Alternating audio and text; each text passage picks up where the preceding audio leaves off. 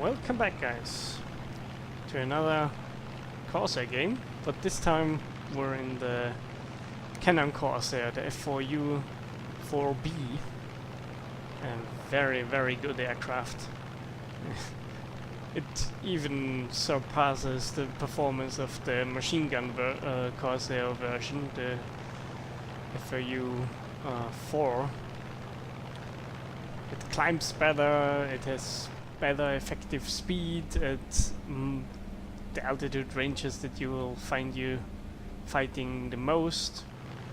I think the machine gun version has the setting is a bit more for higher altitude combat, and the engine for the Canon version is set up to have good performance at the lower altitude, 4,000, 5,000 meters, and that's the altitude where you will be fighting the most.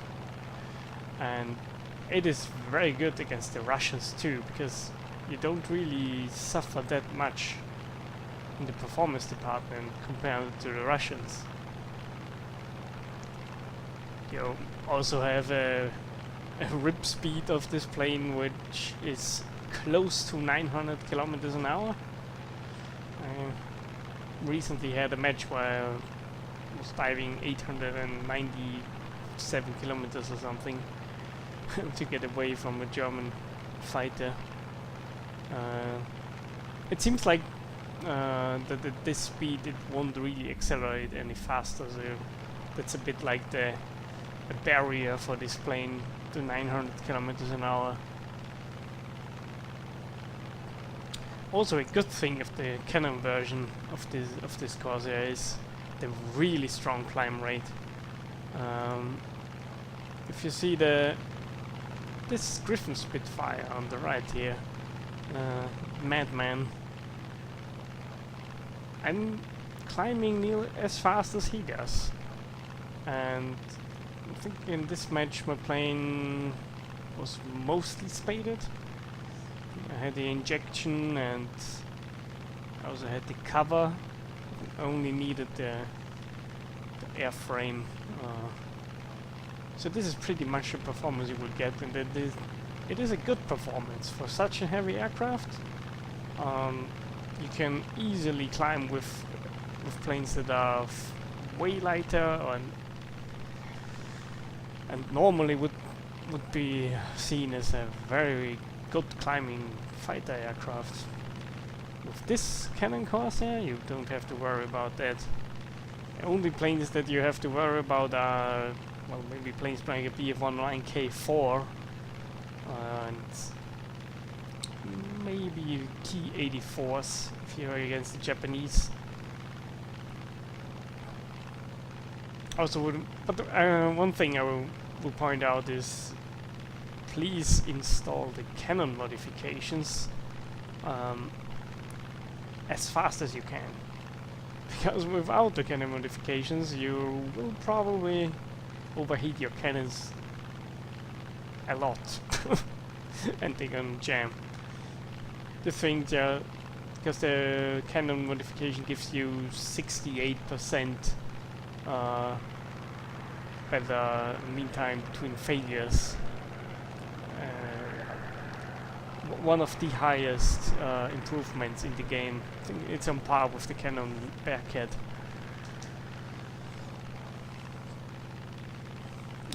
In this particular match, our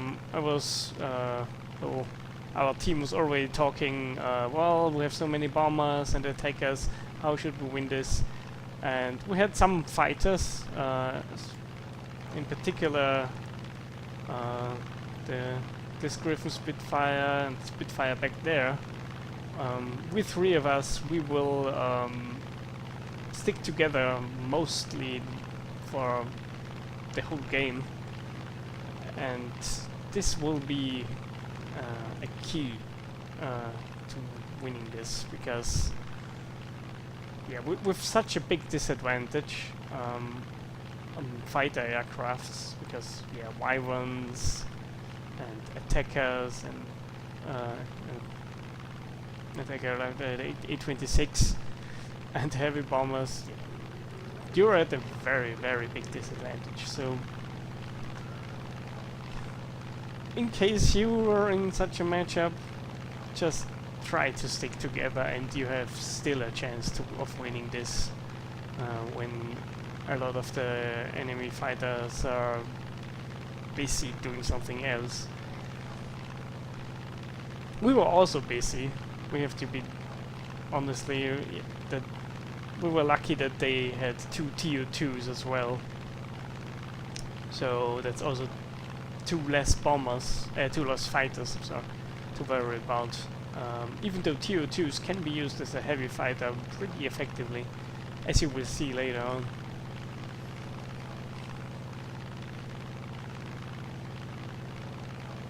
So we are now trying to get over there to the to our bomber, to the Lincoln, but yeah, we're coming too late. We're already at 6,700 meters, an altitude where you probably won't find any Russian planes. Maybe if someone is using the premium Focke-Wulf for the Russians, or the VK-107 Deck 3, which could be in this game. So yeah, but most of the time they are not up here. And now the search begins for all this fighter aircraft. Where are they? Because nearly none of them got spotted, and there's still a bunch of them left, and our team already in half. But we see that an Su-6 is, well, shooting ground units, which is good. Could be on two in two locations. Could be down there in the harbor, or back there behind our airfield. There's also a tank column that he can shoot.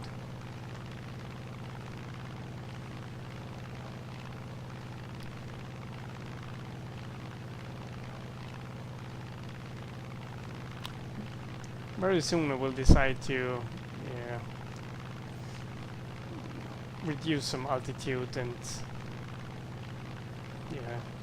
search for the fighters. There it is, the Yak.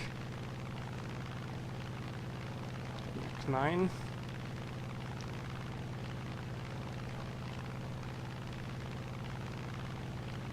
At higher speeds, this Corsair, it doesn't maneuver very well. The elevator locks up very heavily, and also the rudder isn't that responsive, and getting accurate shots in is pretty hard. But you have the ability to just fly at any speed you like. And I think everybody who loves high-speed planes and the fighting style will definitely enjoy this plane. In my opinion, in the patch 1.7.1, this plane is probably the best plane that got introduced in the game. I know that most people were hyped for the P-51H. I wasn't. I never was. I know that the people were asking for it years ago.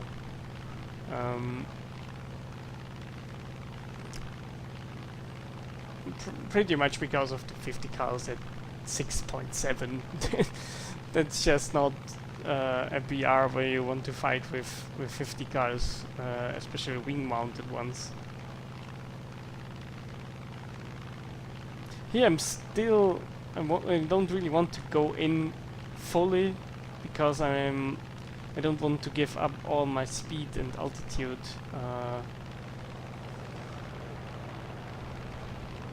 Because if all of my friendly fighters are down low and slow, turn fighting with the Yaks, how should I cover them?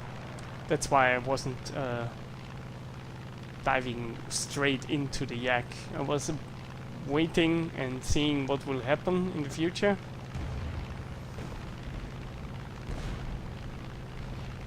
Here's the Spitfire, premium Spitfire from the Russians, who, luckily for us, didn't bother at all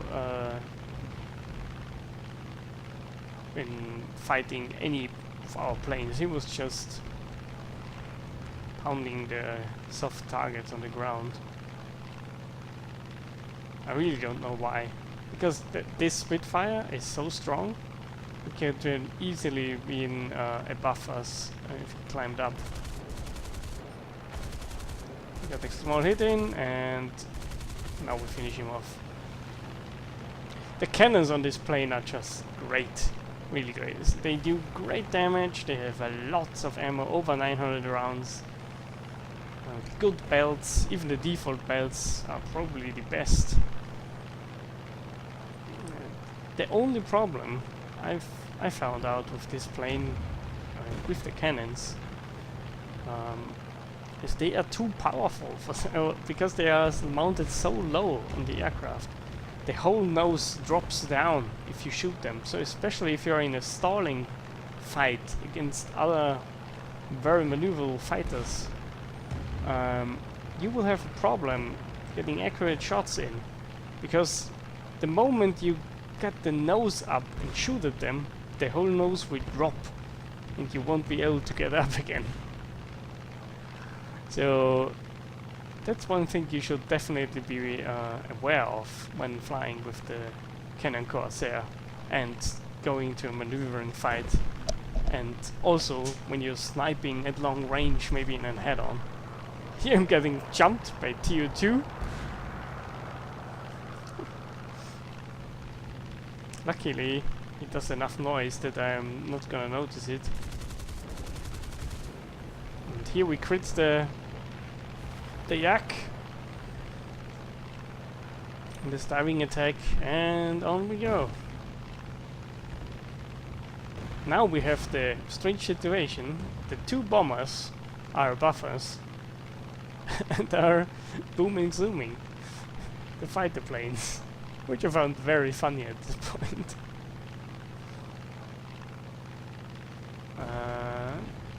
They were in probably were on TeamSpeak or something, because they were in a squad and pretty much timing their attacks, not perfectly, but they tried to. Evading the attack run, then going after the one that's coming down, hitting him, rolling out of the way, and he's not gonna pull out of that. But now we are up against a bit more, well, let's say, experienced TU2S player, it seems, because he definitely know what his plane was capable of.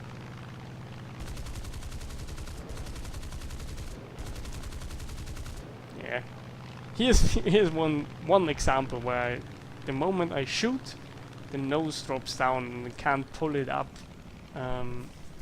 as well as I want to. Here it pulled down the engine completely because the I was completely in the red temperature range. I used the full power on this plane for too long. That's one thing that you have to definitely watch out for with this Corsair.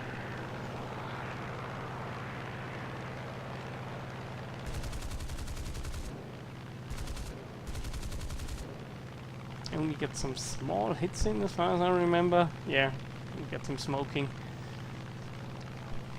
Nothing major here. At this point I'm mostly focusing on the TU2.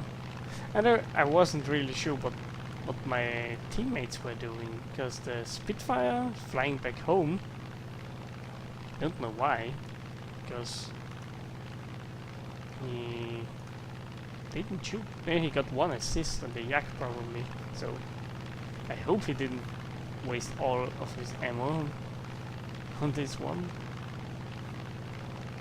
The other Spitfire, he's also, he could have climbed earlier. And the Corsair is also just running away, so Not sure what the team was doing, but at least for the critical parts of this game, they were sticking together.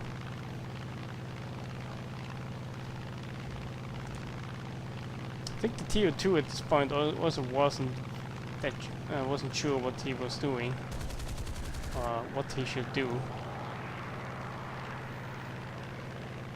I'm stalling again.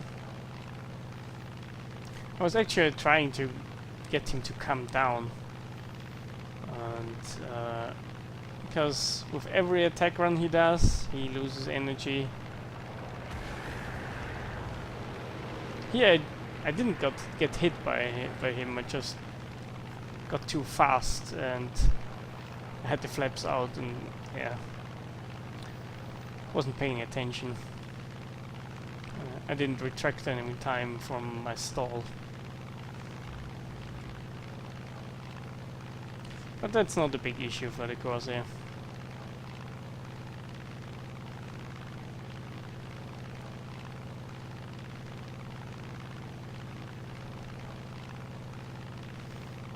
I think now the Spitfire tries to get a bit closer, but yeah, an approach at an TO2 where he has a lot of speed and you're just approaching very, very slowly from behind. That's not a good idea, because the TO2 has very good back armament and can definitely shoot you down if you stay too long behind him. Especially on top of the aircraft with the 20mm. But even the 12.7 at the bottom is strong enough.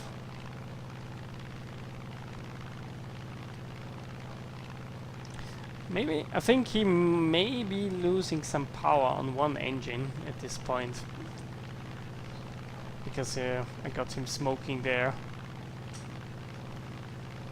And now he's diving away, or at least trying to, and I'm attempting a tech run on him while evading as good as I can.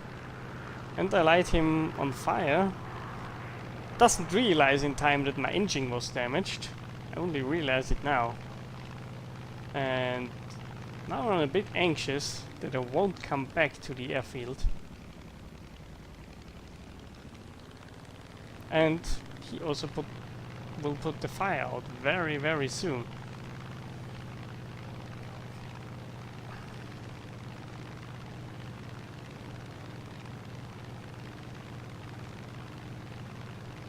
First, I throttle back to 80% or something, and then attempt to fly back to the runway. But very soon we will capture A, and I'm gonna skip forward to the point where I approach the runway there. And as I'm approaching the runway, I attempt to land.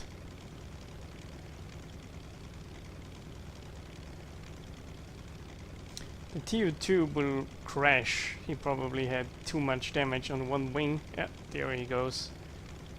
Oh, we're up to 4 kills. In general, yeah, this wasn't a 5-kill ace game like with the machine gun Corsair. But overall, in all of the matches, I played a bit more matches in this one than the machine gun Corsair. Overall, I had a lot more good matches with the Cannon Corsair than with the machine gun version, because just of the better climb rate, better speed at lower altitude, maybe a bit less turning ability. Yeah, maybe that, but that's not that important in my opinion. So to sum it up, yeah, nearly got it fully upgraded here. Sorry, that's the machine gun version. This is the Canon version. You can see it on the stats cards. This thing should fly faster. Doesn't, because that's only at high altitude. Um, and also the climb rate is worse. So why should you really fly this if you can fly that? It's only 1 BR bracket difference, 5.3 from 5.7. So I would highly recommend this aircraft. So, and for the American Tech Tree.